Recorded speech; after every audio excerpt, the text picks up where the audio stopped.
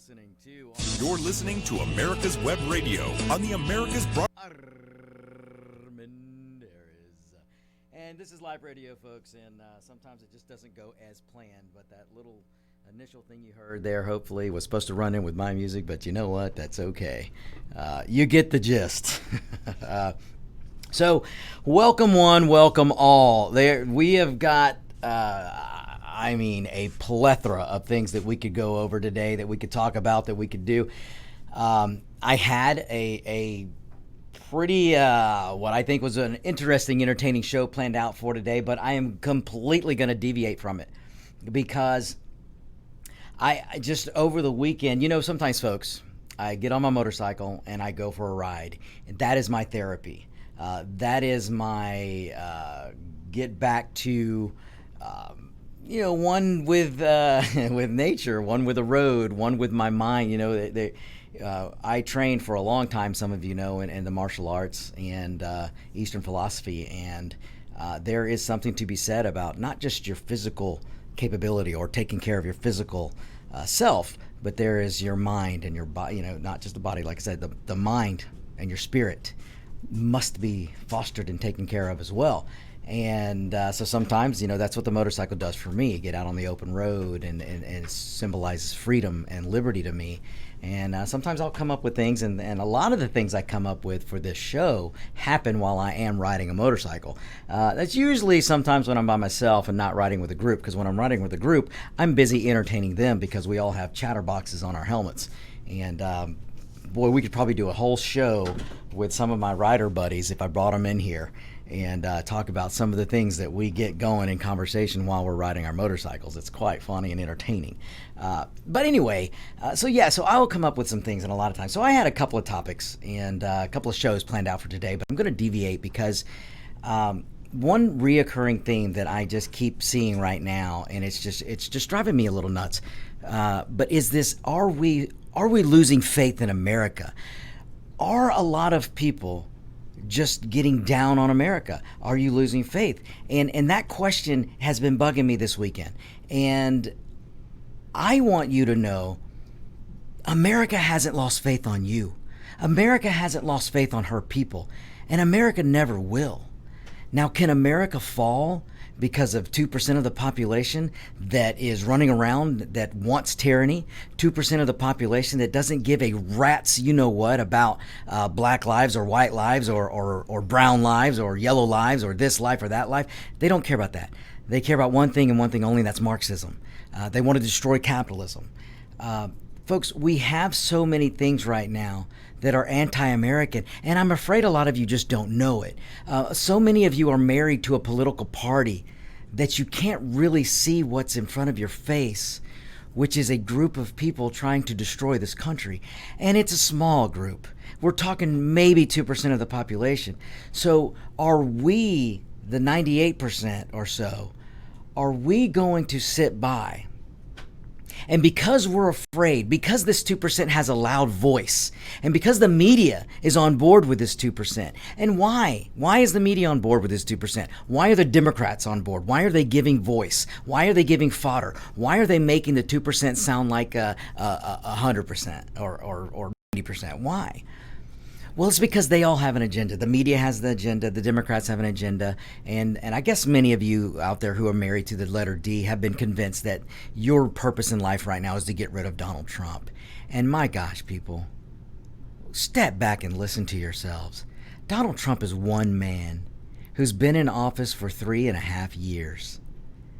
Your anger needs to be at the Schumers, the Pelosi's, the McConnells, the Grahams, the swamp that is Washington that's been there for 30, 40, 50 plus years. The people who have made politics a career. The Democrats who run Baltimore. The Democrats who run New York. The Democrats who run LA. The Democrats who run Seattle. The Democrats who run San Francisco. Where's your anger for these people who over 40, 50 plus years of elected service have done nothing for you? They could have stopped all the things they're crying about now. They could have done something about, but didn't. but yet you want to be mad at the guy who's been there 3.5 years. I mean, step back. It doesn't make any sense. And here on Point with Victor, we are all about common sense and logic. And it just doesn't make any sense. So again, just because the voices of the 2% are loud and corporate, look, folks, corporatism is a whole nother ism. Corporatism isn't really for straight up capitalism or free markets. The problem with corporate CEOs and these companies, whether it's Delta, GM, whether it's any big company, the problem is they fear their government. And if you read our founding fathers and learn from the country, the history of our country, the government is supposed to fear the people. Government should always fear we the people. But you know why they don't fear we the people? Because we continue to send the same people back. We allow Democrats and Republican representatives, whether they're in the House, whether in the Senate, we allow them to go back and make it a career. We allow them to sit in the halls of the House or the halls of the Senate. We allow them to sit there for 20, 30, 50 plus years. Now, that's what has to change. And this is why I said America hasn't lost faith in her people. We just got to get our faith in America back. We have to get our faith in the founding back. We are a great nation. And I'm going to deviate in a minute, and I'm going to tell you why, and I'm going to illustrate why. Because one of the other things that was running through my head this weekend was the number of young college students who are so willing now to take a knee in front of the flag, or to take a knee in front of the national anthem, or during the national anthem. And this is driving me crazy. And you know what? These kids don't know what they're doing. The adults who are doing this, maybe you don't know what you're doing either, because maybe you just don't know the history. So I'm gonna in just a second. I'm gonna get into that, and you'll see why. You'll see where I'm going with this. But I don't want you to lose faith in America. I don't want you to be silenced by the small voices that are giving the loudest voice right now. Or they're given the platform. Look, they've got all the media. They've got all the Democrats, and they're trying to scare you. Folks, government uses fear. That is their number one weapon against the people they're trying to control. And their biggest problem with President Trump is, folks, President Trump is not out of control. He's just not in their control. And this is something that you've got to understand, that a government, whether it's here in the United States or whether it's tyrannical governments throughout the years, throughout history, socialist, communist, but you can, throughout the years, you can look now to the current Washington establishment. They want to put you in perpetual fear so they can stay in power. They're using the COVID-19 Wuhan coronavirus. They're using that as a tool of power to control you. And one day, you guys are going to figure this out. I have faith that more and more Americans are figuring this out on a daily basis. So I want to get into that, and I'm going to get into in just a few. But I wanted to mention something else. I heard The Godfather say on Friday, and those of you who are talk radio aficionados, you know exactly who I'm talking about when I say The Godfather. Well, he mentioned something the other day. He said, folks, I woke up this morning and I was alive. What a good start to the day. Well, folks, I want to add to that, because you've heard me talk about positivity versus negativity, and you've heard me talk about chips on the shoulder and how you need to remove that chip, and only you can remove the chip that's on your shoulder. And so, as The Godfather said, when you wake up in the morning and you're alive, because clearly if you wake up, you're alive, which is what he's alluding to, that's a great start to the day. I don't care how bad you're having it. And folks, right now, millions and millions of people are having a really rough time because we allowed our government to convince us to shut down an economy that was thriving. So now we have millions and millions and millions of people out of a job. And we continue to let government use fear and media use fear to try and convince us to go into lockdowns again. So how many people is that going to affect? So there are people having a really, really hard time. But you know what? When you wake up, just waking up in the morning, give thanks for that, because that's the start to a great day. and then make the choice, because folks, it is a choice. You're going to have a positive day, you're going to have a negative day. And that doesn't mean that your day won't be a crappy one, but it does mean that you have the choice to make it a positive day or a negative day. We all have crappy days. And are you going to let that day end with negativity, or are you going to turn those days to positives? Because your life will change when you can start your day with positivity and end it with positivity. And I know it's not easy, folks, it's not, but you can do it. And your life will change. I just can't say that enough, how your life will change. Look, I used to joke with some friends, actually not just a week or so ago, I was joking with some friends about how my mother, every morning we would wake up, she would make us make our bed. We had to make our bed. And I really don't know why she did that, but I really thank her today for doing that. Folks, I had a kind of a really different upbringing when I wasn't in the States. When I wasn't in the States and I was in the other country, what I call the third world country, I love it. I do. I love my heritage, folks. But there were times when someone else would make my bed, and my mother would make me march right back upstairs, undo it, and make it myself. And I really didn't know the lesson, but you know what that lesson may have been, and maybe this was her point. When you get up in the morning and you make your bed, that's a start to the day of an accomplishment you've made. In fact, there is an awesome admiral, and I cannot remember his name, but he gave a speech one time, and it may have been at a college, I'm not sure. But he mentioned the same thing, and this is what made me think of this. When you make your bed in the morning, that is an accomplishment. Folks, if those of you out there who have been in the military and you know what it's like to have your barracks checked in the morning and I know David does, but when they come in, your drill sergeant comes in and every corner of that bed has to be a square, that pillow has to be centered, that bed has to be made 100% correct. And you're probably, as a grunt, you're wondering, why the hell do I have to make this bed perfect every morning? And if it's not perfect, why do me and my platoon buddies got to do push-ups? Well, maybe it's because the lesson was being taught by your drill sergeant or by my mom, that or by the admiral that I was speaking of, that the making of the bed in the morning is the first accomplishment of your day. And that's the first positive step of your day. And then from there, you go on and tackle more things throughout the day. So think of the little things, folks. Think of the little things. And David, looks like you've got a comment. Well, yeah, I do. As a matter of fact, I was just talking to a Vietnam nurse just a few minutes ago before I came in. And, she and I concur. You know what's wrong with the riots, the people that are throwing bricks. And my idea is to put them all in, take buses, take chairs, everything out of buses or seats, and arrest every one of them, put them on a bus, and take them to the local recruiting office for Army and Marines. Now, that will snap them to attention real fast. And, the Marines and the Army have a way of changing people. And I've said this, the older I get, and, maybe it's Alzheimer's, I don't know, but the older I get, Are you having a Bidenism? Yeah.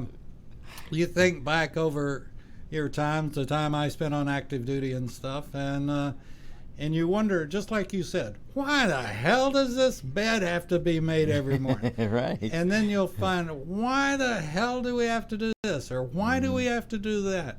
But the military has matured in thousands and thousands of ways since it became a real organization. Right. Be it the Navy, be it whatever it is, right, Marines, whatever. Mm-hmm.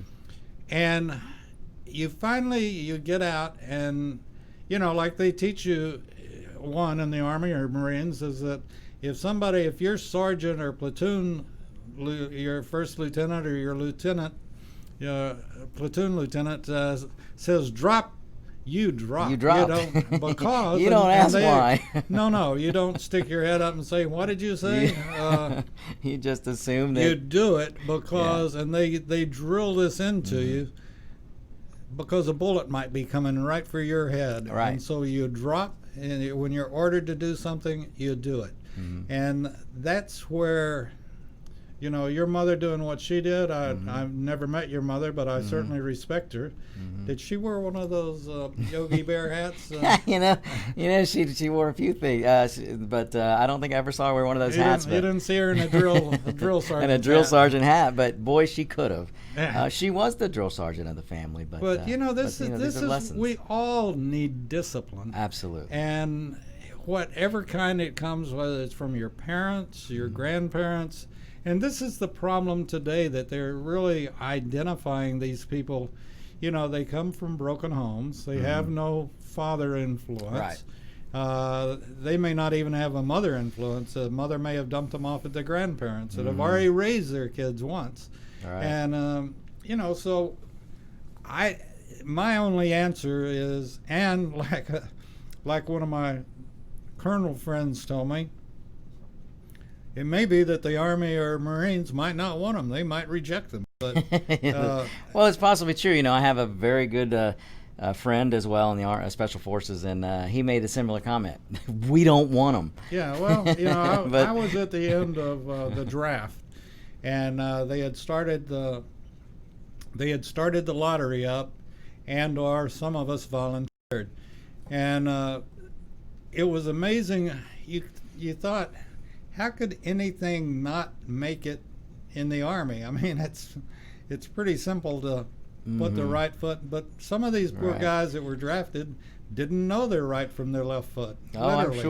I'm sure. It was sad, but and I can see and if they're called out, say, let's just say, that my idea goes over great and they start stripping seats out of buses to get ready.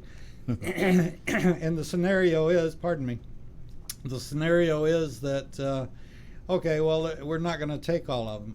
Well, okay, that's fine, but let's have a place to take them, and start teaching them discipline. Start teaching them how to get up and make your bed.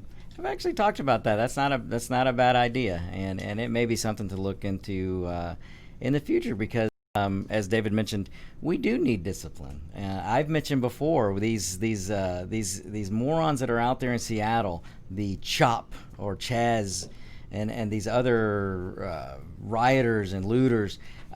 You know what? At some point, we should. I'm not saying we need to go in with violence, but a lot of them need to be bent over a knee and popped in the butt with a good old paddle, and get some discipline that they never learned. But David, I mean, that's so true. That's so true. But a world without discipline will be chaos, and we're starting to see what some of that looks like. Well, and without going into religion, but religion is a discipline as well. And I'm not saying that we're going to convert everybody to Christianity by any means, but at the same token, there's all sorts of kinds of discipline.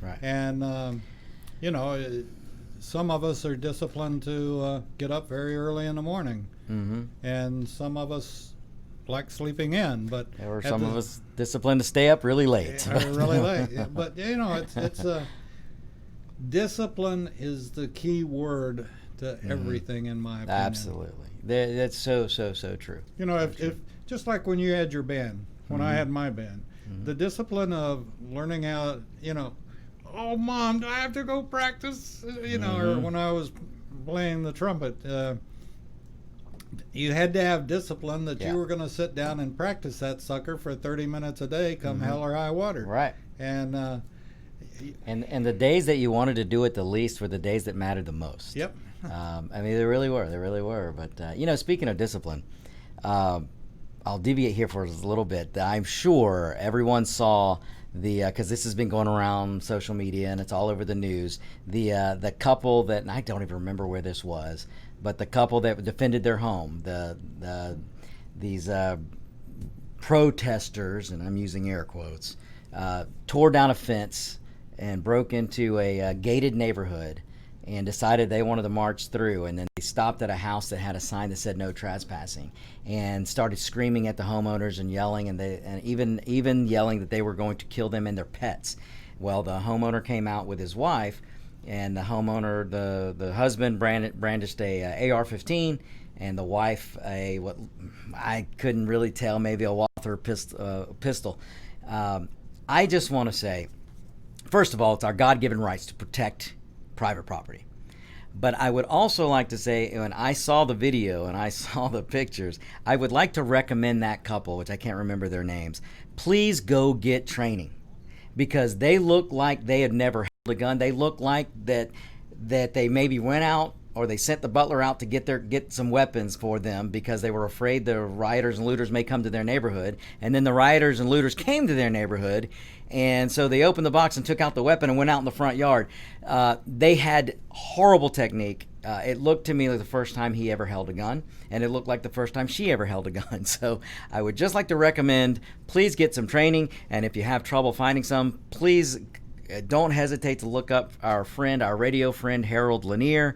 And boy, I'm going to forget the name of his training place, but he will be happy to bring you down or have you come down to Georgia, and he will train you how to properly hold those weapons. Because if you're going to buy a gun, ladies and gentlemen, it is your Second Amendment right. I recommend it, but please get the training. Get the training you will need. Because I'm afraid if that mob of people had a bum rushed the house, they wouldn't have. They may have ended up shooting themselves. So please get the training needed. But I commend them. I commend them for being willing to protect their property because it's their God-given right. So, but that's all I'm going to say about that, because there's more information I'm sure that'll come out. But just remember this, folks. No matter what you hear from the media, those people were American citizens and have the right given to them by the United States Constitution, their God-given right to protect their private property. And for the leftists that are out there, including the mayor of whichever city that was, who said she's looking to prosecute, to bring charges against the homeowners, I, for one, want to know what freaking charges she thinks she can bring.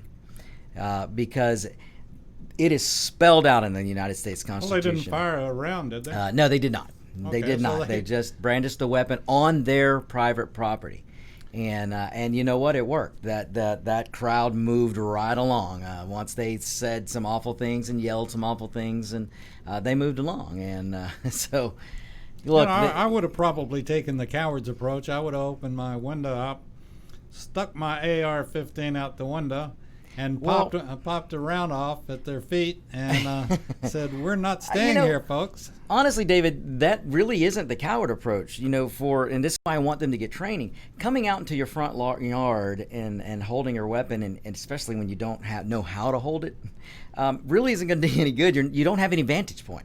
And you don't know what's behind you. And you don't know what's behind you. So what they should have done is, you assess the situation, you get a higher ground, you do exactly what you said, David. He would have been much better opening a window, removing the screen from his point of vantage, pointing down and saying, "I am well trained. Do not come on this property. This is private property. I will defend it. You won't be burning this house down today. You won't be shooting my pet," because apparently they were screaming they would shoot their pet. So anyway, like I said, they need a little training, and there's a right thing to do, and I hope everyone goes out and gets training, because you are your first responder right now with cities trying to defund police. And look, if you're in Minneapolis, if you're in Seattle, if you're in some of these cities, folks, especially Chicago, you are your first responder. So get some training, because you're going to have to defend yourself. Well, and it comes back to what we've talked about with Roger, and you and I have talked about it 1,000,001 times. Have a plan. Have a plan. Absolutely. Look, chance favors the prepared mind. You've got to be prepared. There's nothing wrong with being prepared. And if a liberal or a Democrat or one of your friends makes fun of you for being prepared, well, then you just tell them you'll remember that when they come running to your door and want to get behind you to save themselves from the rioters and looters and thugs. And let's throw it one step further, because I know you had a situation, and I know that, and I'm trying to think the last time I ate out. It's been so long I can't remember. But well, you weren't allowed to for a long time. It's you go into a restaurant and you try to get the advantage point there. I just heard of an incident. I didn't know anything about. Certainly, our wonderful news has not covered it. But in Fort Worth, a restaurant was taken over by BLM. and they came in with the not megaphones, but the portable speaker things or whatever. Oh, right, like a PA system. Yeah, and started yelling obscenities and what they were going to do in the restaurant and all this kind of stuff. And from what I understand, they did meet some resistance. Several people popped up and said, no. Even in, now this just warmed my heart, even in New York City, the liberal cesspool that New York has become, there were some good people that gathered around the Teddy Roosevelt statue at the National Museum, the National History Museum, National Museum of History. And go look up the video, folks. There's a lady who's a typical New Yorker. If you want to see where Trump comes from, his attitude, go look at this lady, because she is the epitome of a strong lady, or independent, whatever you want to call it, whatever women's lib thinks they are. That's what she is. And she stood out there, and she had a I'm just going to say it because everybody loves to point out skin color, a Caucasian, what would look like maybe a beginning college or middle years college student, just try and berate her. And she ripped him a new one, and it was fun to watch. So go watch that. Go pull it up. Just pull up New York City Teddy Roosevelt statue, woman defends, or just something like that. But you'll find her. So I got another little thing I got to get off my chest. No, it's I have been preaching a guy's name, Dr. K, that gave a speech back in '56 and said, this was coming. I mean, he pegged it to the nth degree. Now, yesterday, I went on, I called the university where he used to teach, and he's since died, but I talked to a gentleman that knew him, and he confirmed everything that I'd been saying. He said, "Oh yeah, I went to many of Dr. K's speeches, and you're right. He's pegged it." My problem is, I talked to a federal friend of mine, federal agent today, that said, "No, it's not the Russians, it's the Chinese. The Russians don't have the money to do it. The Russians really are capitalistic. They don't want to cut their nose off to spite their face." Well, it's true. And, their economy is very frail. Yeah, and but the China has the money, and if you want to look at somebody, I mean, you look at the fact of where did the China virus come from? China, son of a gun. And they knew that it could wreck our economy as well as the world economy, and they could walk in and take over. Well, David, there's no doubt to that, because all you got to look and see what China did in December and January. They banned all flights throughout China, but yet let all flights to everywhere else in the world go on. Right. So they knew what they were doing. And they're the ones. If you think about it, all you have to do is go on a college campus, and they've infiltrated the college campuses like crazy. You look at how many Chinese are on college campuses and becoming professors and teaching other teachers socialism. And socialism, folks, is the first step towards Marxism, towards communism. Well, there's no doubt about that. There's no doubt. Well, you know what, David? That's a good segment into where I want to go next, because I want. What's that? Home. Home. Wherever lunch is, that's where I'm going next. Oh, okay. But I want. Look, folks, I want to restore your faith in America, and I want to do it by explaining to you why it offends me so much when somebody kneels in front of the flag or disrespects the United States flag. I want to try and do this in a way that I hope will bring this home. I hope the Democrats listening to me out there, because there are a few of you, I know. Let me try and explain this to you. I want to read something to you. And you guys know I don't read a whole lot right here. Oh, that's going to come back to bite me in the, you know what? Because the leftist media out there is going to cut what I just said, and they're going to run with that. But anyway, those of you who are listening know the full context. I know what I was going to say is I don't read a lot on the show because reading to an audience is pretty darn not entertaining. But I'm going to make this entertaining, folks, because I want you to hear this. So I'm going to start with the pledge. All of you know the Pledge of Allegiance, or at least I hope you do. And it shouldn't be a point of controversy. But this pledge for the flag and for the country, let me explain it to you in the words of Red Skelton. So just bear with me here. I'm basically going to recite the pledge, but I'm going to explain it to you as he did. As a teacher, one of his teachers did. And I wish we had more teachers like this. So here we go. This is why you're going to hear right now, you're going to hear in these words why it is so offensive to me, to David, and to many, many of my listeners when you try and kneel in front of the flag or you disrespect the flag. Okay, here we go. I, me, an individual, a committee of one, pledge, dedicate all of my worldly goods to give without self-pity, allegiance, my love and devotion, to the flag, our standard, old glory, a symbol of freedom. Wherever she waves, there is respect. Now listen, folks, wherever she waves, there is respect. Because of your loyalty has given her a dignity that shouts, freedom is everybody's job. United, that means that we have all come together. States, individual communities that have united into 48 great states. 50 now, I know, but when this was written, it was 48. 48 individual communities with pride and dignity and purpose. All these states divided with imaginary boundaries, yet united for a common purpose. And that purpose is love for country. And to the republic, a republic, not a democracy, a republic, a state in which sovereign power is invested in representatives chosen by we, the people, to govern. And a government is the people.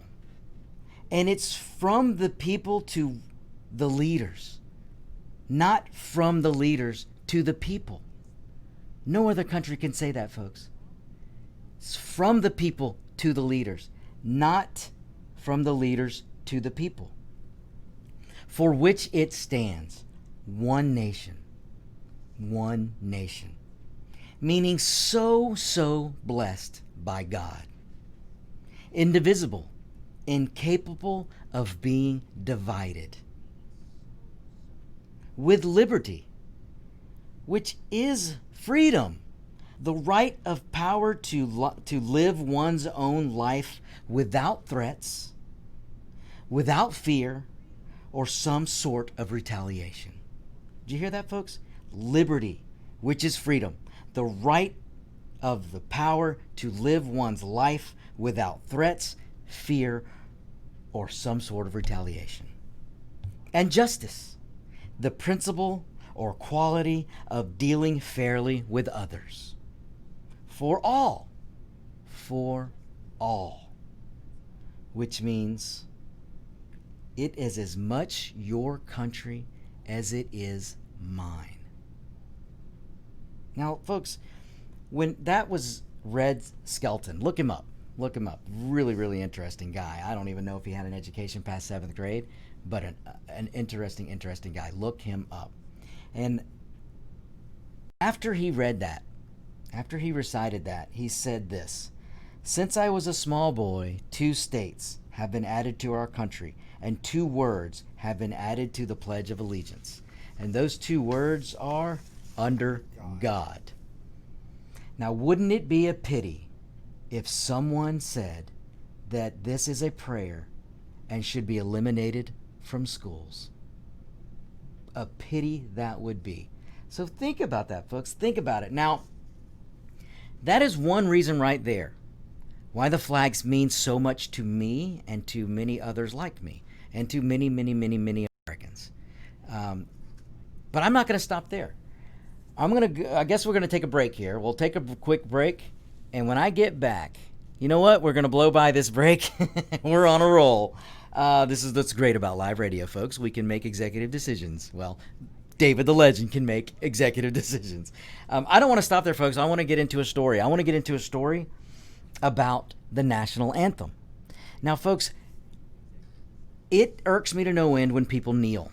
And what we're seeing right now is because of a few, because of so many, maybe, but maybe I'm hoping it's just a few, but so uneducated as to what the national anthem stands for that they feel like it's a fad now to kneel in front of it, because they're being told that somehow kneeling in front of the national anthem or kneeling in front of the flag somehow is going to make a virtue signal, I guess, for them, or somehow they care more somehow. So let me get into the story. I want to.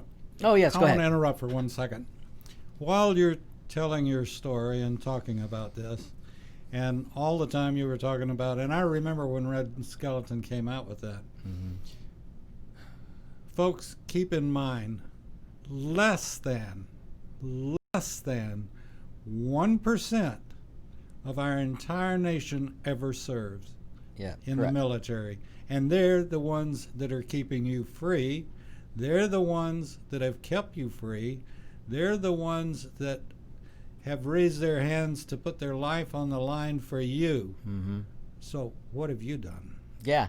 Hey, remember the last the last real Democrat, the last Democrat who loved his country, probably, John F. Kennedy. Ask not what your country can do for you, but what you can do for your country. And David, that's a good point. So, well, let me get into this. Let me tell you guys why so many of us are so offended when somebody who dares, and I won't even point them out on the United States soccer women's team, but you represent the flag and you have the audacity to kneel. Oh, I don't even want to get started on who on that team. Or, well, you know what? I'm going to stop right there. I'm just going to be nice. Let me tell you why it hurts me so much. Okay. So you know the Star-Spangled Banner, but do you know the meaning of it? If somebody is near or knows that Caperdouche, please knock him on the head or give him a call, send him a text, and tell him he needs to tune in and listen to this. And if he doesn't listen to it now, he can listen to me later on any podcast. So, all right. You see, there was a man who was happened to be a lawyer. He went by the name of Francis Scott Key. Now, you may have recently heard about Francis Scott Key because there were some rioters, looters, and tyrannists and Marxists who were trying to pull down his statue. And they may have succeeded. I don't know. But what a shame. But this man, Francis Scott Key, he penned a song. You know the one. So many of you want to disrespect it. You want to kneel. You want to spit on it. You want to spit on the flag while this song is being played. Some of you don't want to stop there. You want to continue to move statues of history. And like I said, they've tried to pull down the one of Francis Scott Key. Well, let me educate you, please, on what the national anthem means, why it is the American anthem. Let me tell you why. So Francis Scott Key, as I said, was a lawyer. He was a lawyer from Baltimore. At the time, the colonies were engaged in a vicious conflict with the mother country, Britain. Both sides have accumulated prisoners. The Americans had British prisoners. The British had American prisoners. The American government went to the British and said, look, let us negotiate for the return of prisoners. This was initiated by the Americans. So during this battle, during this fight, the Americans said, let us negotiate. We will return your prisoners. Please return our American prisoners. These American prisoners were held in boats and ships just off the coast. The British had their fleet, a part of their fleet out there, and they had these guys in the bottom of a boat, shackled and chained. The Americans basically said, we want to send a man. We want to send one man over to your ship with your admiral, your British fleet, whoever leads it, and we want to negotiate for a mutual exchange of prisoners, man for man. And the man the Americans sent was Francis Scott Key. So Francis Scott Key got in a rowboat and off he went. He rowed himself right out to the head ship of the British fleet. And he got on the ship and started negotiating with the British. It wasn't that long. It didn't take long. They reached the conclusion. They reached the conclusion that the prisoners could be exchanged man for man. And Francis Scott Key was so jubilant that he reached an agreement that he went down to the bottom of the ship where the cargo was holding. It was just full of humanity, of men, prisoners shackled, of Americans. Francis went down there and he said, I have news. Men, I have news. Tonight I have negotiated your return back to the colonies. Your shackles and chains will be removed. Then Francis went back to the top of the ship. Well, the British admiral was waiting for Francis. And he pulled Francis aside and he said, Francis, we have a small problem. You see, we will release these men as agreed upon, but it will merely be an academic. Merely be academic after tonight. And Francis Scott Key, with a puzzled look on his face, said, what do you mean? And the British admiral, he said, well, Mr. Key, you see, tonight we have laid an ultimatum upon the colonies. Your people will either capitulate and lay down the colors of that flag that you think so much of, or you see that fort right over there, and he pointed to Fort Henry. And he pointed over and he said, you see that Fort Henry over there? We're going to remove it from the face of the earth. Now, folks, think about this. Francis Scott Key had just went down to the bottom of the ship to the American prisoners and said, I've negotiated your freedom. The shackles will be removed, and you're going to be free and return to the colonies. And then the British admiral comes up and goes, you know what? This is merely academic, because we're going to kill all of you unless you capitulate and take down the colors of the flag that you revere so much. So even then, the prisoners and the Americans made it known what the flag meant to them, because the British people knew. The British military, the British Navy, they knew what that flag meant. So let me get into a little more, and let me give you the words of Francis and the admiral. So when the British admiral said, we will remove Fort Henry from the face of the earth, Francis responded with, how are you going to do that? And the British admiral said, well, Francis, if you will, Mr. Key, if you will, scan the horizon, as he pointed to the horizon of the sea. And when he did, what did Francis Scott Key see? He saw hundreds of little dots.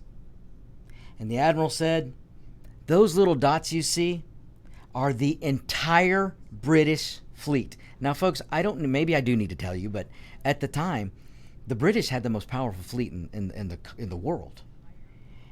And he looked at Francis Scott Key and said, those dots you see are the entire British fleet.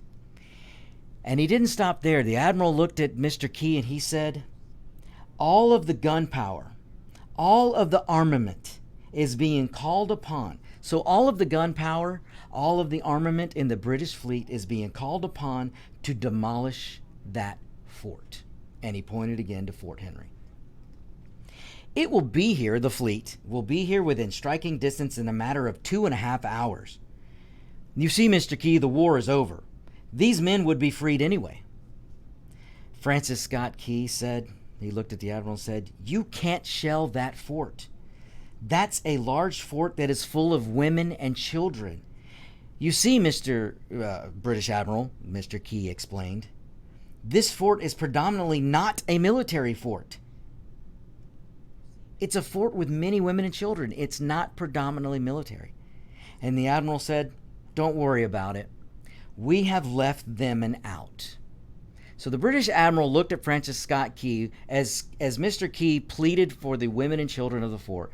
The admiral said, well, we'll give them a way out. So Francis said, well, what's that? Now listen, folks, I want you to listen closely. Come in closer to me, please. The British admiral said, do you see that flag? That flag that you guys as Americans revere so much? That flag that stands way up there on the rampart? We have told them that if they will lower that flag, place it on the ground, the shelling will immediately stop. So all you Americans have to do is take the flag you revere, that flag that stands for freedom and liberty, take it down and put it on the ground. Step on it, whatever you want to do, just put it on the ground. Once you do that, we'll stop the shelling immediately. For we will know that you have surrendered and will succumb to British rule. So in other words, the British admiral said, we'll let the women and children and anyone else get out if you'll just take that flag and put it on the ground. Walk on it on your way out, just put it on the ground. Then we'll stop firing, we'll stop shelling. Because then you'll give away freedom, you'll give up liberty, and you'll be under the foot of the British rule. Well, Francis Scott Key, he turned away from the British admiral and he went back down below. He went back down below that ship to where the American prisoners were. And he told the American prisoners what he had learned. Then he went back topside and he looked back and he yelled down to the American prisoners and said, "Men, I will shout down to you and let you know what is happening." And then the shelling started, and they watched. So, in fact, as twilight began to fall, and a haze held over the ocean as a desert sunset, the British warships unleashed holy hell on the fort. The sound was deafening. So many guns that there was no release, there was no break, is what they were saying. You couldn't talk nor hear. The nighttime sky was suddenly lit. Then all you could hear, though, when Francis put his attention back to the American prisoners, all he could hear from them was one request. And you know what that request from the prisoners was? Tell us where the flag is. What had they done with the flag? Is the flag still flying over the rampart? Tell us. That's what the American prisoners were yelling while they could hear the shelling and the shelling and the shelling. They were asking, please tell us where the flag is. What have they done with the flag? Is the flag still flying? Well, 1 hour went by, 2 hours went by, 3 hours went by. Shelling continued. Every time a bomb went off near the American flag, you could see that it was still up. When a bomb would go off near that flag, the American flag, it would light up enough of the sky where you could see the flag. And so Francis would shout down to the prisoners and say, "It's still up. It's still up. It's not down." And the British admiral approached Francis. At one point, he approached Francis and said, "Your people are insane. You Americans are insane. What is the matter with them? Don't they understand that this is an impossible situation?" And Francis Scott Key, he looked at the admiral and he remembered. Now, folks, listen to me. Francis Scott Key remembered what George Washington said. The thing, and I'm quoting, this is George Washington, I'm quoting, "The thing that sets the American Christian apart from all other people in the world is that he, the American, will die on his feet before he will live on his knees." That is a quote from George Washington. So as Francis Scott Key is watching his brethren, women and children, get shelled, and he sees that flag still standing there, and the admiral coming to him and saying, "You people are crazy," Francis Scott Key recites a quote from George Washington. The thing that sets American Christians apart from all people in the world is that he, the American, will die on his feet before he will ever live on his knees. You see, folks, this is why so many of us are offended by those who think it's okay to kneel in front of the flag or to kneel in the national anthem. This is why it pisses us off so much. These kneeling people out there and these children and college students or whatever, and I do say children because even children are doing it. You just don't know your history. So let me continue, though, because it gets better. The admiral said, "Now, we have instructed." So the admiral turns to Francis Scott Key and he says, "What we're doing now is I've instructed all of our guns to take aim at that flag. That flag you endure and revere so much, I have instructed every ship in the fleet, every gun in the fleet, to take aim at that flag. And we're going to take it down. The admiral said this, and I quote, "We don't understand something.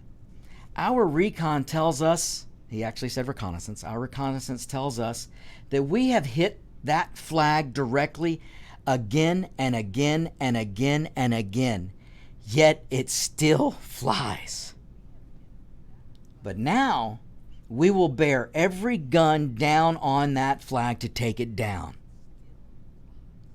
And Francis Scott Key wrote, this is what he wrote: "The barrage was unmerciful.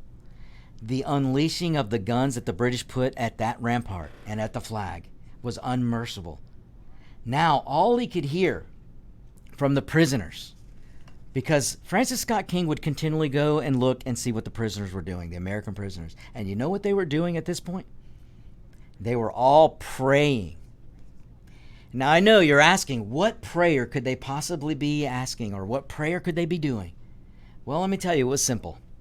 Their prayer that they kept reciting over and over throughout this merciful barrage of gunfire on the flag was this: "God, keep that flag flying where we last saw it." That's what those American prisoners were saying. That's the prayer they were giving. God, keep that flag flying where we last saw it. That's what they were doing. So folks, now sunrise comes. And he said, and this is what Scott Key said, Francis Scott Key: "There was a heavy, heavy mist hanging over the land, but the rampart was tall enough, and there stood the flag, completely nondescript and in shreds, but there it stood. And the flagpole itself was at a crazy angle. The British admiral pointed it out. Francis Scott Key pointed it out.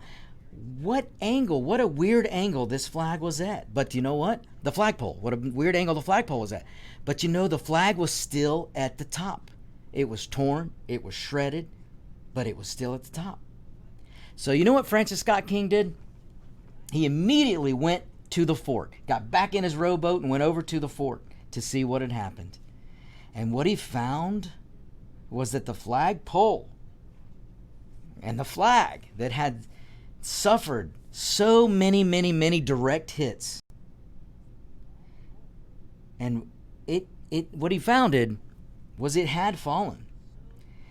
But men, fathers, these men and fathers that were in that fort, who knew what that flag meant to be on the ground, knowing that all the British guns were trained on that flag, the men and women, these Americans. Now ask yourself if we have Americans that would do this today. But these Americans, they knew what it meant for that flag to be on the ground. Because remember, the British people said, "I'll give you an out. All you've got to do is put that flag on the ground. Walk over it, stand on it, whatever, but put it on the ground, and then we'll let you walk out with your lives." But these Americans said, nope, we know what it means for that flag to be on the ground. So what did these Americans do? What did these fathers and men, what did they do? What did they do? Knowing that every British gun was trained on that flag, they walked over to the flag and they held it back up until they died. They picked up the pole with the flag and held it up until they died. And when they died, their bodies were removed by others who took their place and held that flag up. Francis Scott Key said what held that flagpole in place throughout the night at such an unusual angle were the patriots' bodies. That's American patriots, ladies and gentlemen, because they didn't want to allow that flag to be on the ground. And so Francis Scott Key penned a song right there, folks. He wrote these words: "Oh, say, can you see by the dawn's early light what so proudly we hailed at the twilight's last gleaming? For the rocket's red glare, the bombs bursting in air, gave proof through the night that the flag was still there. Oh, say does that star-spangled banner yet fly and wave for the land of the free and the brave. Now, folks, if you still, after knowing the history that I just gave you, want to kneel for the national anthem, or if you want to take down and stand or burn an American flag, then shame on you. Shame on you. Shame on your education. Shame on the teachers you had. Shame on the Democrats. Shame, shame, shame. Because there is nothing in that flag or the national anthem that stands for anything bad. Nothing. It stands for freedom, for liberty. That flag and that national anthem doesn't see black. It doesn't see white. It doesn't see brown. It doesn't see yellow. It sees red, white, and blue Americans. It sees Americanism. It stands for freedom, liberty, and justice for all people. All people. All right, folks. So now I'm going to take that break. We'll be right back. You're listening to America's Web Radio, On Point with Victor. Well, actually, Victor, Oh, we'll we're- probably not be right back. Oh, we won't be right back. We're at the end of the show. Well, look, folks, thanks so much for indulging me. I love the history of this country. There's no country like this country, and you need to start appreciating. And if you don't, you need to ask yourself why you don't, and go look at that little history, because that chip on your shoulder is not the fault of the American flag. It's not the fault of the founding fathers. Remember that. All right, stay tuned for Locked and Loaded coming up with Roger B. And with that being said, if you want more history and true history from someone that experienced it, tune in at 10 o'clock on Thursday